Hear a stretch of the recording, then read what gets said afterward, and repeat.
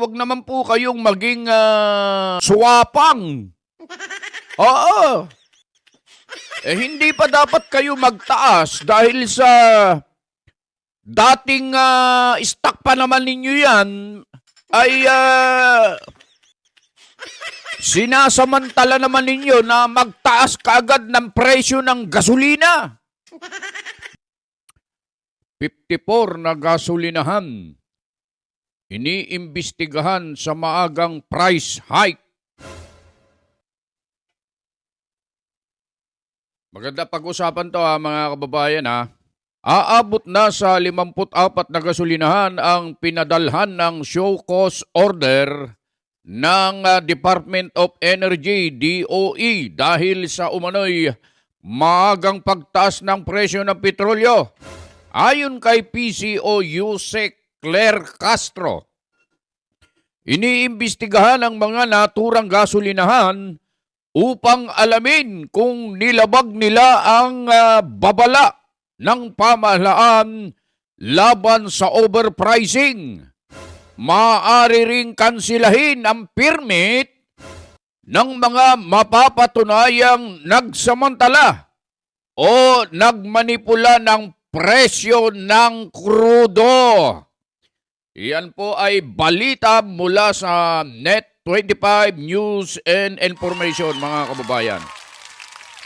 Kayo naman po na mga kinaukulan, lalong-lalo na po yung mga nagmamay-ari ng mga gasolinahan o may mga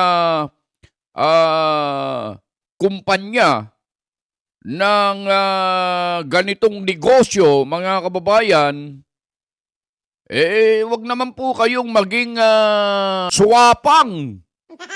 Oo. Hindi pa dapat kayo magtaas dahil sa dating stock pa naman ninyo yan ay sinasamantala naman ninyo na magtaas kaagad ng presyo ng gasolina. Matindi ito. Pinaiimbestigahan na, mga kababayan, ng Department of Energy itong mga kumpanya. 54 ito, mga kababayan, ha? Nag-overpricing kasi itong mga ito, mga kababayan.